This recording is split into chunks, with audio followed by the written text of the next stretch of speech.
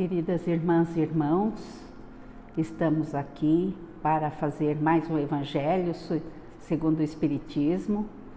Agradecemos ao Pai Criador, ao Mestre Jesus e a todos os nossos amigos espirituais que se encontram aqui na casa conosco e com vocês aí também.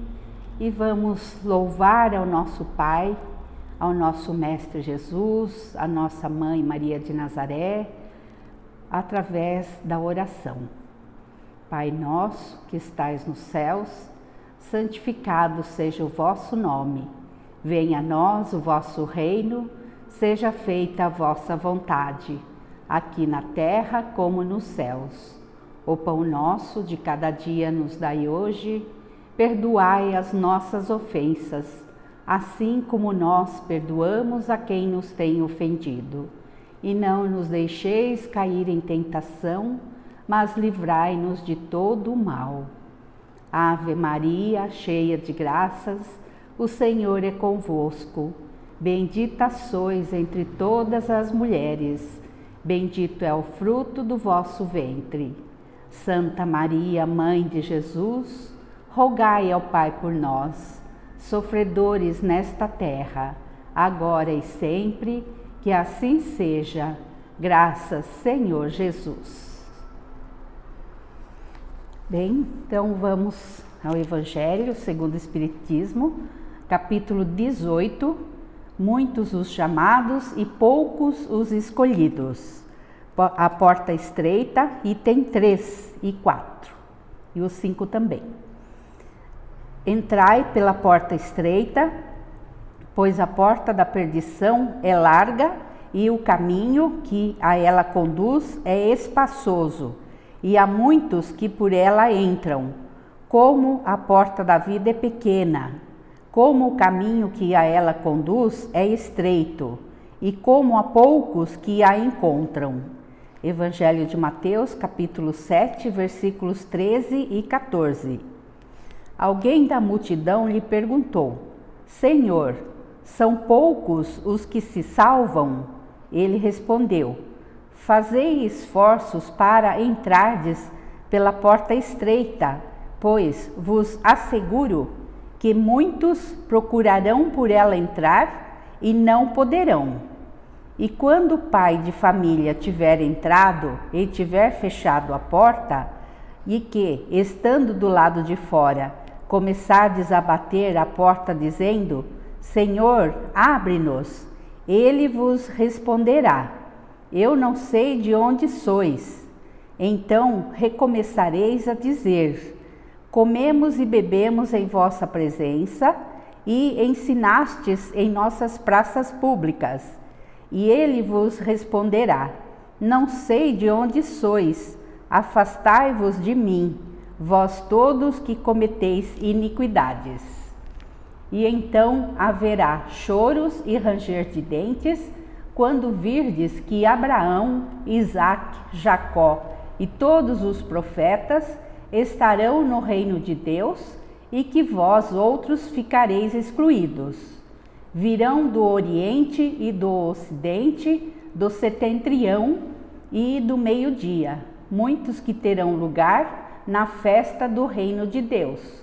Então, aqueles que forem os últimos serão os primeiros, e os que forem os primeiros serão os últimos. Evangelho de Lucas, capítulo 13, versículos de 23 a 30.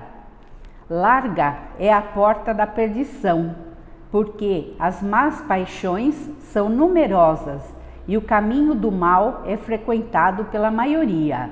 A da salvação é estreita, pois o homem que quer transpô-la deve fazer grandes esforços para vencer suas más tendências, e poucos se submetem a isso. É o complemento do ensino moral. Muitos são os chamados e poucos os escolhidos. Tal é o estado atual da humanidade terrena, pois, sendo a terra um mundo de expiação, nela o mal predomina, mas quando se transformar, o caminho do bem será o mais frequentado. Este ensinamento deve ser entendido na sua verdadeira significação e não no sentido que as palavras expressam. Se fosse esse o estado normal da humanidade, Deus teria voluntariamente condenado à perdição a imensa maioria de suas criaturas, suposição inadmissível, desde que se reconheça que Deus é todo justiça e bondade.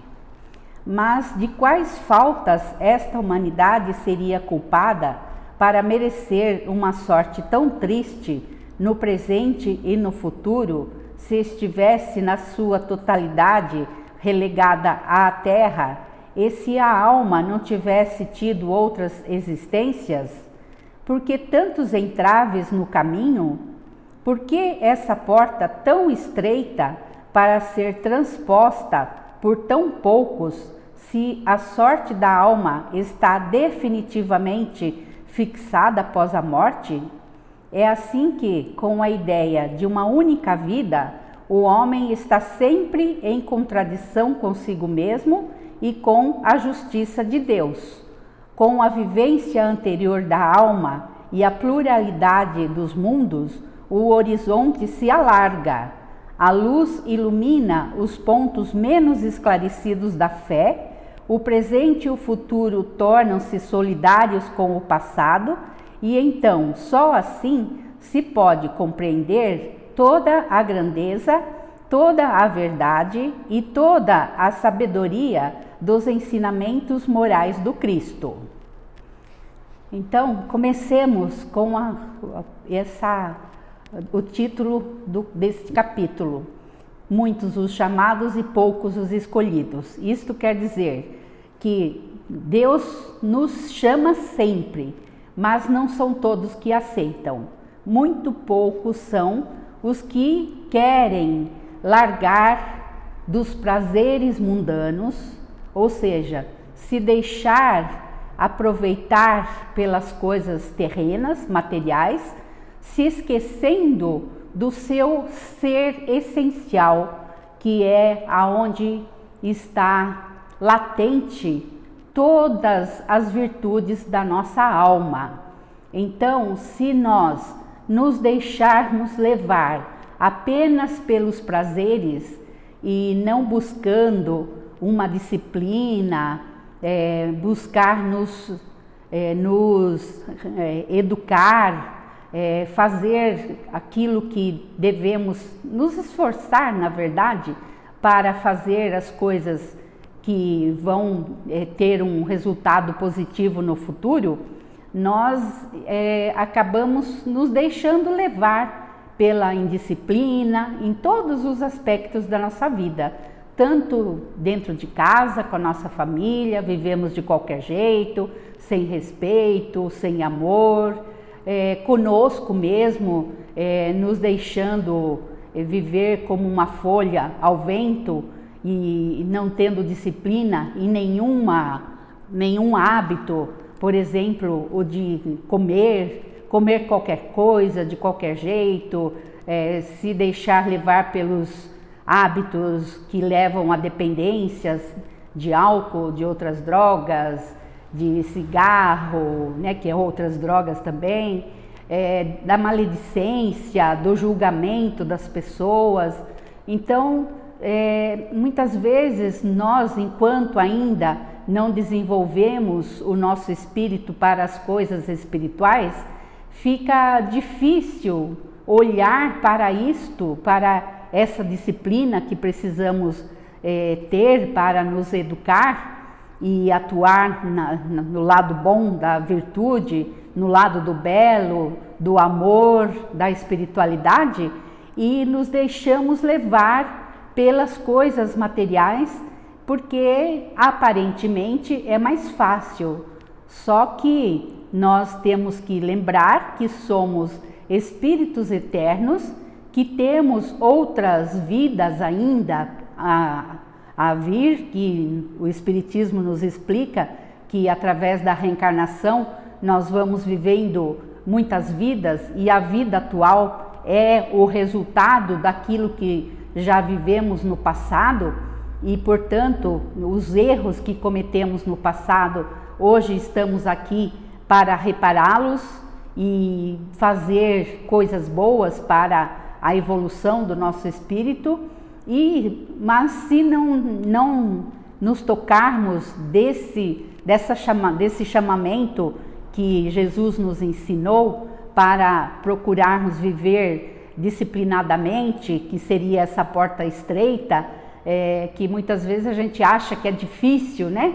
Buscar se sacrificar, até a gente acha que fazer alguma coisa, por exemplo, quem gosta muito de comer, deixar de comer alguma coisa, deixar de beber, deixar de fumar, acha muito difícil, e com isto muitas vezes não se deixa disciplinar, e no futuro vai vir consequências, porque tudo que fazemos de bom, nós temos um resultado bom. Tudo que fazemos de mal, o resultado com certeza será mal também.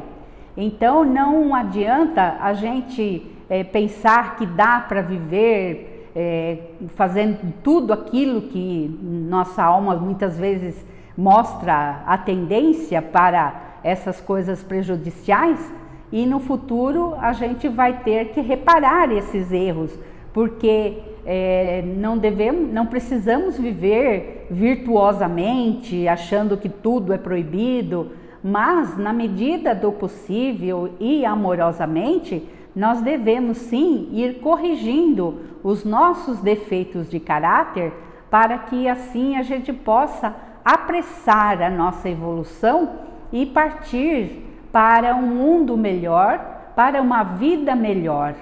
Porque quanto mais nos esforçamos, ou seja, caminhamos nessa porta estreita, através dessa estrada estreita, e isto quer dizer nos esforçando para nos melhorarmos em todos os aspectos, a começar do nosso pensamento.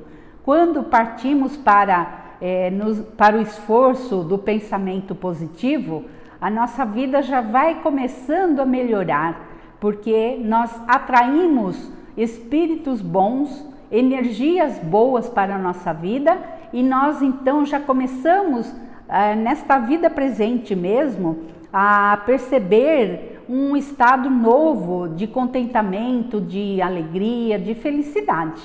Então essa felicidade que Jesus nos prometeu, basta a gente hoje se esforçar para a nossa melhoria, e a gente pode fazer uma autoanálise e ver qual o problema maior que existe em nossa vida e tentar melhorar a cada dia uma coisa, porque não adianta a gente querer se modificar da noite para o dia, que não vai conseguir e vai se tornar infeliz e frustrado, ansioso e depressivo muitas vezes, porque a gente precisa melhorar, mas aos poucos, amorosamente. E como temos a eternidade pela frente, então vamos dar um passo de cada vez. Mas o importante, darmos o primeiro passo para a nossa melhoria, porque quando a gente melhora alguma coisa, vem uma sensação de vitória, de alegria,